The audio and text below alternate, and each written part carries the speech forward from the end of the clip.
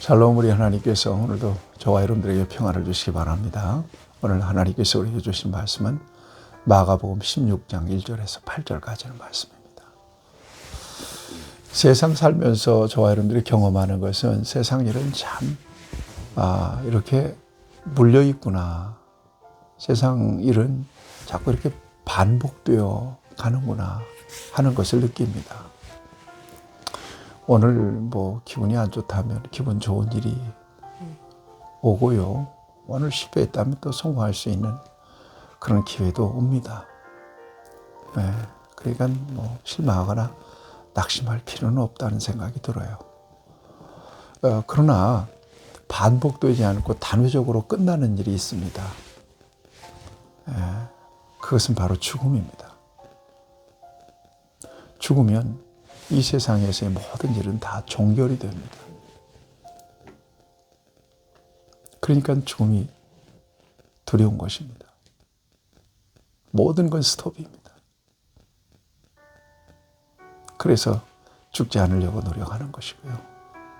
별별 좋은 것을 먹기도 하고 운동도 하고, 여러분 건강 정보가 막 쏟아져 나오지 않습니까? 뭘 먹으면 좋다, 뭘 먹으면 안 좋다.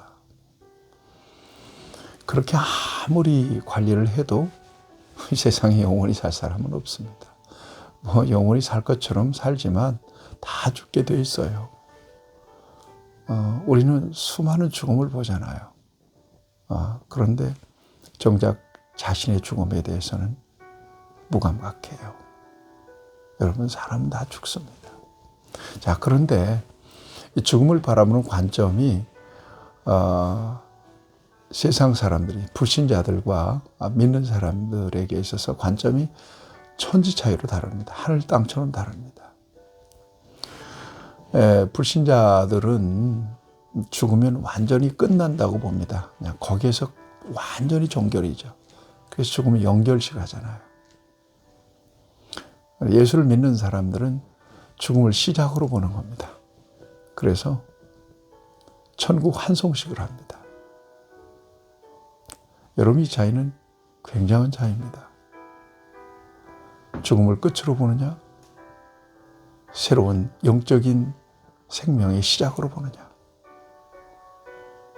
여러분, 성경을 통해서 보면 죽음이 끝이 아닙니다. 죽음 이후의 삶이 있습니다. 지옥에서 영벌을 받으며 영원히 사는 생명이 있고요. 하나님 나라에서 영생 복락을 누리는 영원한 생명도 있습니다. 우리는 부활을 믿습니다. 사람은 죽는 것으로 끝나는 것이 아니라 다시 부활합니다.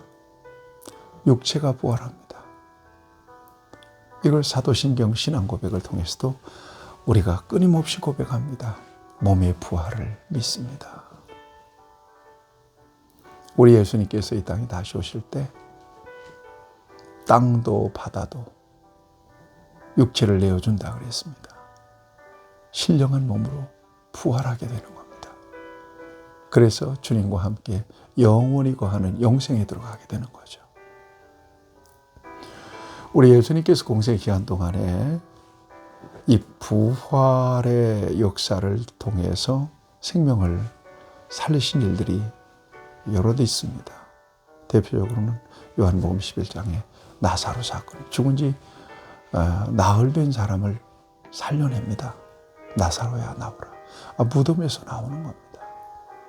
그런가 하면 나인성 과부의 아들도 상여 메고 장례치러 가는 나인성 과부 아들을 또 살려냅니다.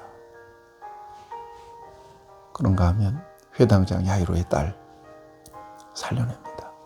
생명의 주인인 예수님께서 그들을 다시 살리시면서 죽음이 끝이 아니고 부활한다는 사실을 가르쳐 주신 겁니다. 나사로를 다시 살려내신 예수님께서 말씀하죠.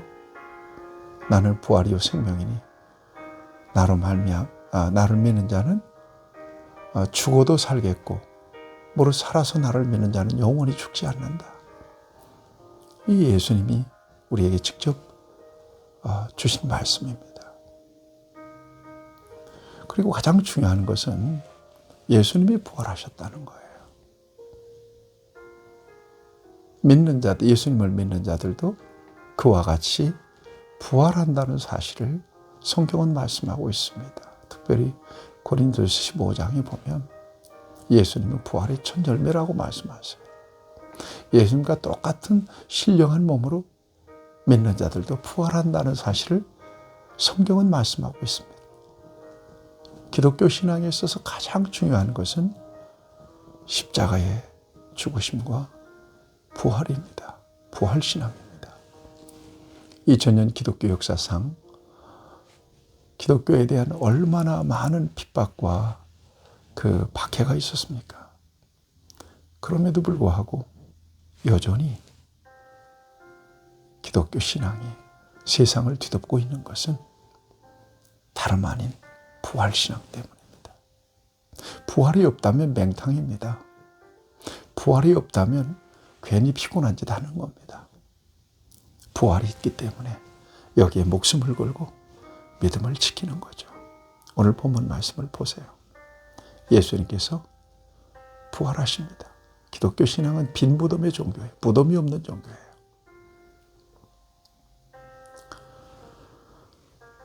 안식 후 첫날에 여인들이 향품을 가지고 예수님의 시신에 바르기 위해서 무덤을 향하는데요. 이른 새벽입니다. 가다가 걱정합니다. 어떻게 그 돌을 치울까? 가보니까 놀랄 일이에요. 무덤 문을 막고 있던 돌이 굴려져서 무덤 문이 열려 있는 겁니다. 4절에 보니까 눈을 들어본 즉 벌써 돌이 굴려 있는데 그 돌이 심히 크더라 그랬어요. 돌이 그냥 누가 들어서 저 던져버린 것처럼 돌이 이렇게 굴려 있는 겁니다. 그리고 무덤 문이 열렸어요. 무덤에 들어가서 보니까 흰옷 입은 청년이 우편에 앉은 것을 확인합니다. 천사입니다. 그리고 청년이 이야기합니다. 놀라지 마라. 너희가 십자가에 못 박히신 나사렛 예수를 찾는구나. 그가 살아나셨고 여기 계시지 아니하니라. 그가 살아나셨다. 부활하셨다는 거예요. 놀라운 역사예요. 기독교 신앙의 생명이에요. 기독교 신앙의 핵심은 바로 여기 있어요.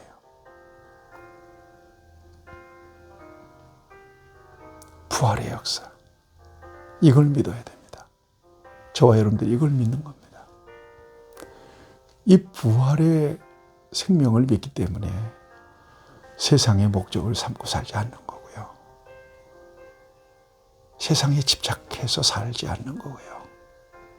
육신의 생명을, 이 부활의 생명을 믿기 때문에, 믿음 때문에 과감하게 용기 있게 담대하게 포기할 수 있는 거고 내려놓을 수 있는 거죠. 이 부활신앙은 이렇게 엄청난 능력이 있는 겁니다. 여러분, 예수님이 부활하신 것 믿으셔야 합니다. 예수님이 부활하신 것처럼 여러분들도 부활할 수 있다는 사실을 믿으셔야 됩니다. 이게 기독교 신앙의 생명입니다. 7절에 보면 가서 그의 제자들과 베드로에게 이르기를 예수께서 너희보다 먼저 갈릴리로 가시나니 전에 너희에게 말씀하신 대로 너희가 가서 배우리라 하라 하느니라. 특별히 베드로를 언급한 이유가 어디 있을까요? 베드로는 호언장담하며 예수님을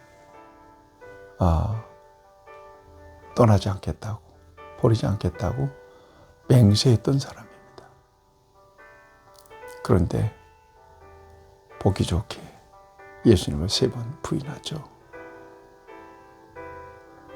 베드로를 특별히 강조한 이유는 여기에 있다고 보는 겁니다. 여자들이 몹시 놀라 떨며 나와 무덤에서 도망하고 무서워하여 아무에게 아무 말도 하지 못하더라. 부활의 증인으로서 이 여자들이 나서게 되는 거죠. 여러분, 부활신앙 생명신앙인 것을 믿으시고요. 부활신앙 안에서 담대하시고요.